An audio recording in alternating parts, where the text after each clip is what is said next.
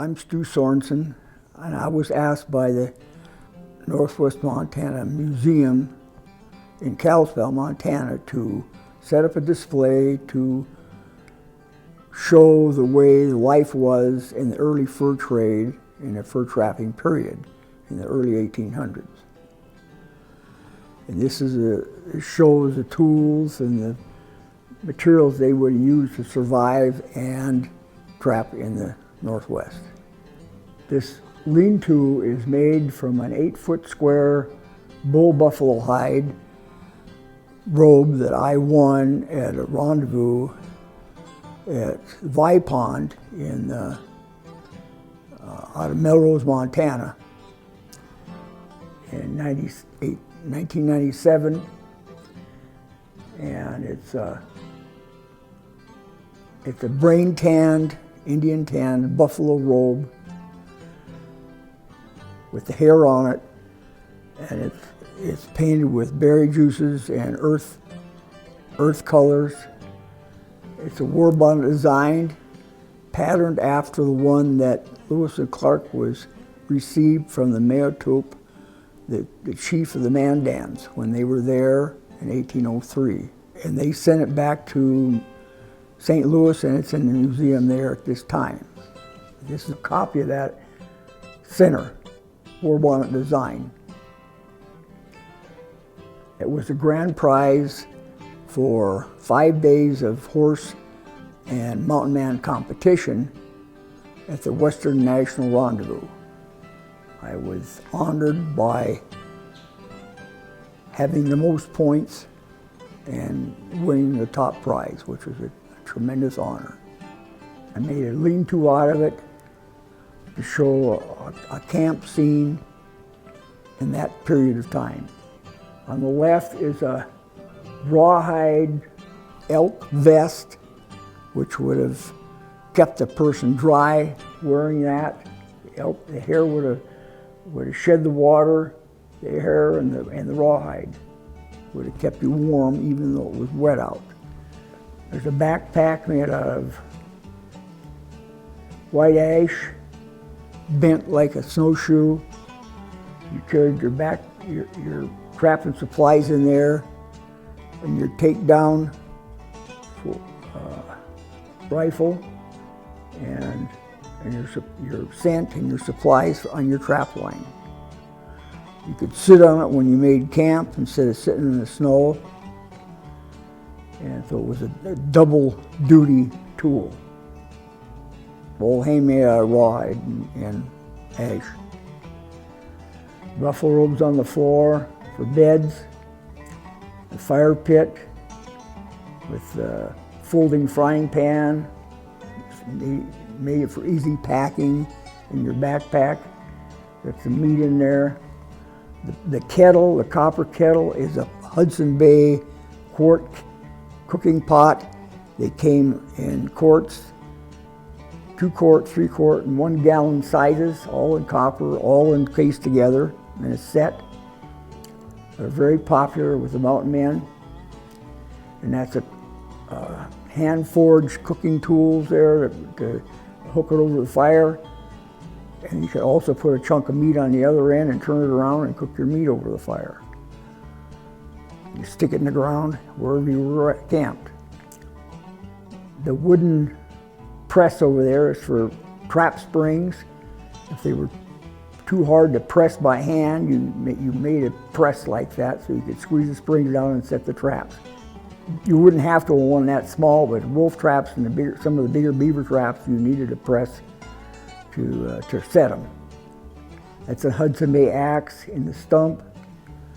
It was traded to the Indians and the trappers by the Hudson Bay Company in the Northwest. That saddle is early 1800s. It's all hand carved out of wood. It's 4 pieces of hand carved wood and laced together with rawhide.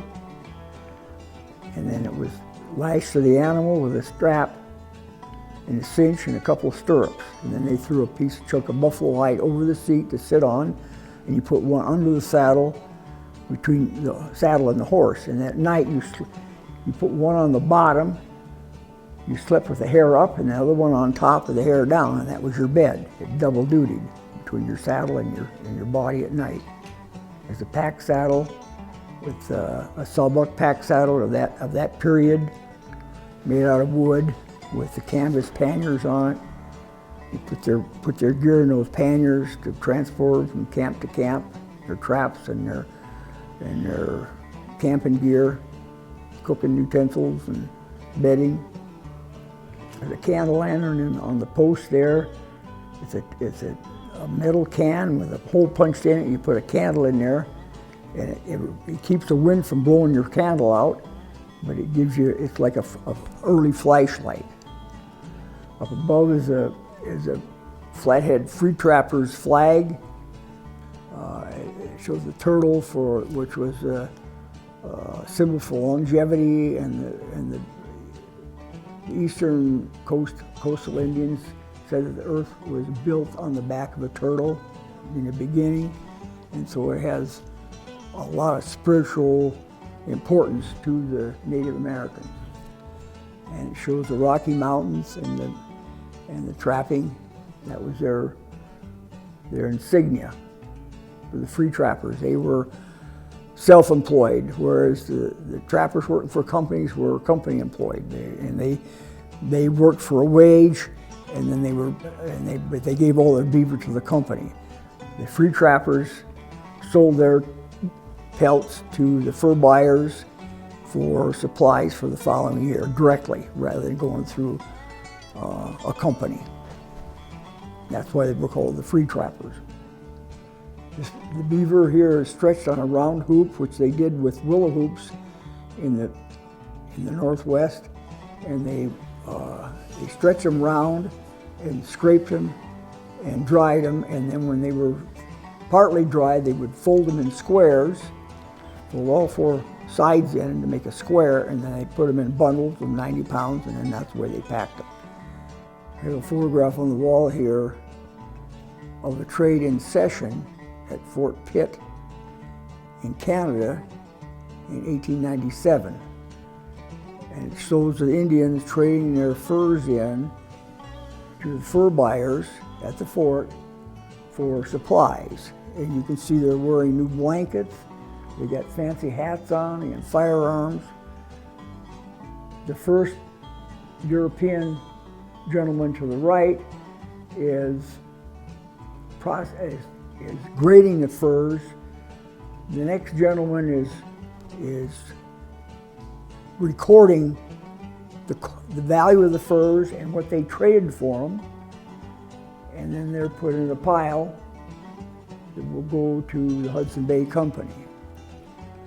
This is a photograph of the Flathead Free Trappers at the Northwest Montana rendezvous at Polbridge, Montana, on the North Fork of the Flathead River. And it was a group shot of all of us Westerners. Myself in the front here, Larry Miracle, John Taylor, all the guys from this area, and from the Midwest as well, that were there for that big celebration. Here's some artifacts. This is a trade mirror.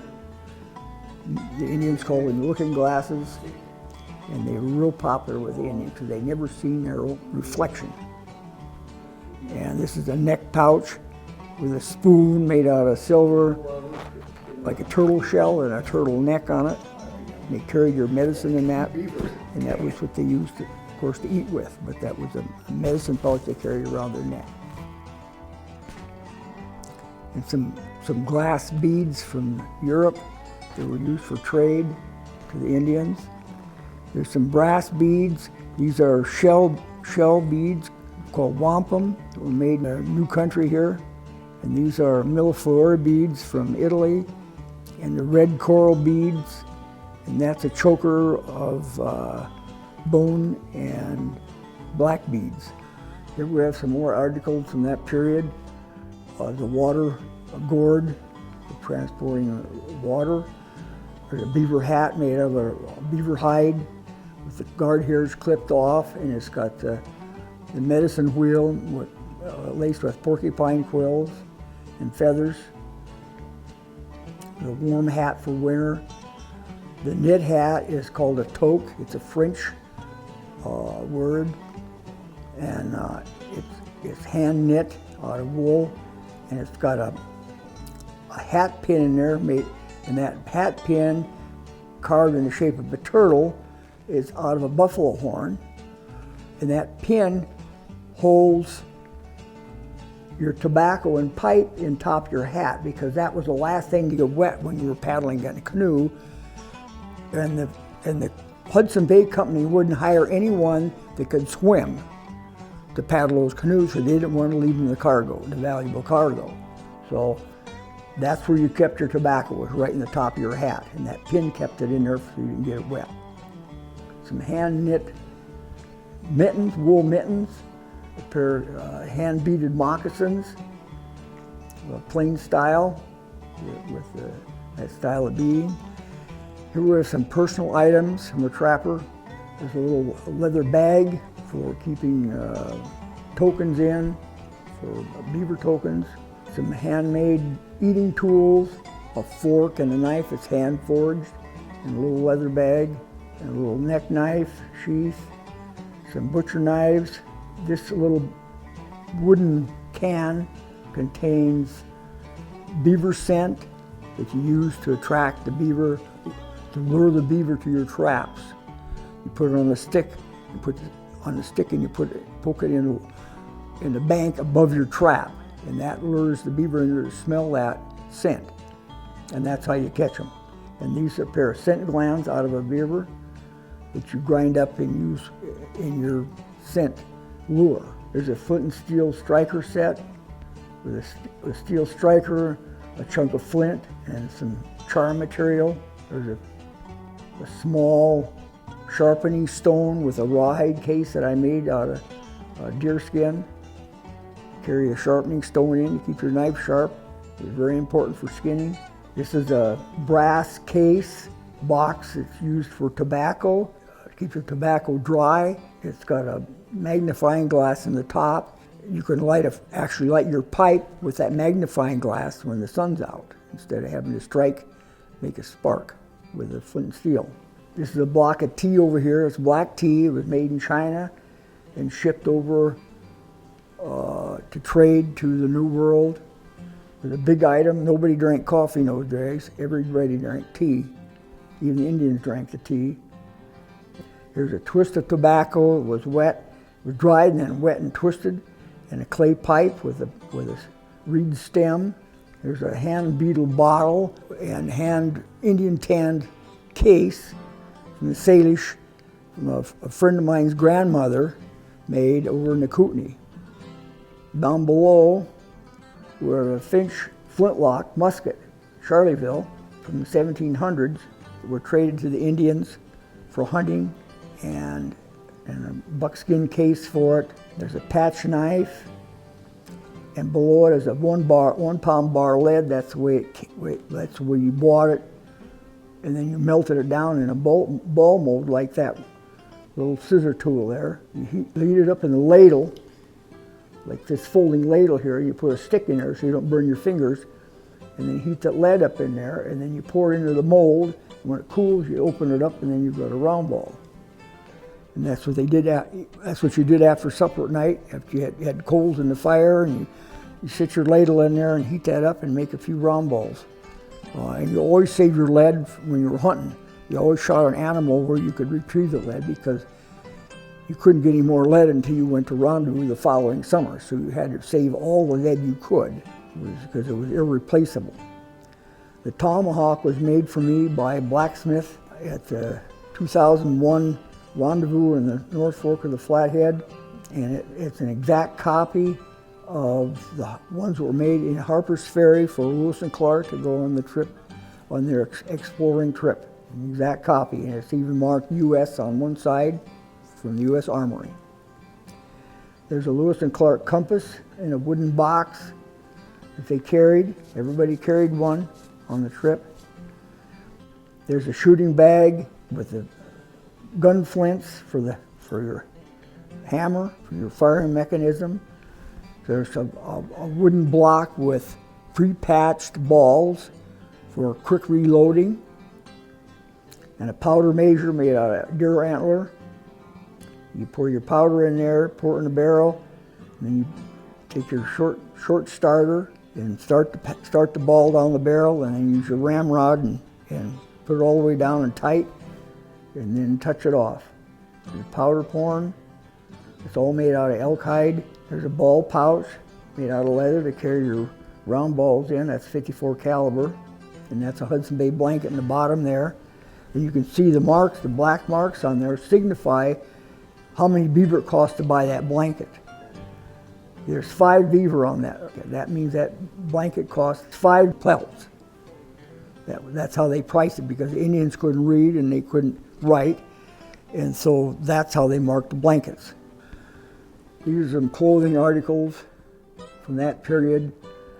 This is a capote. It's a French word for a blanket coat made out of a wool blanket, and it was fashioned to keep you warm and dry. Up to this point, the Indians, all they had was furs and hides, and it didn't keep you warm when they were wet. But wool would still keep you warm even when it was wet. And so it was a very, very important product at that time. It was very popular with the Indians for coats and blankets for sleeping and making all kinds of things out of it. And you see this bear teeth on the hood on each side. There's a small one in the center. All my boys wore that when they were small, made out of a green wool blanket. This is a horse shirt made for me. It's made out of a buckskin.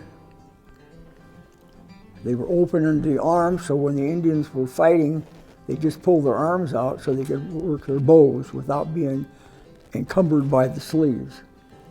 It's a war bonnet design on this porcupine quill centerpiece with the French type sash to hold it shut. It's a handmade copper canteen. Keep your water in. Buckskin breeches. The fringe on them. Fringe helped the water wick away, and also broke your outline so that you didn't have a sharp contrast.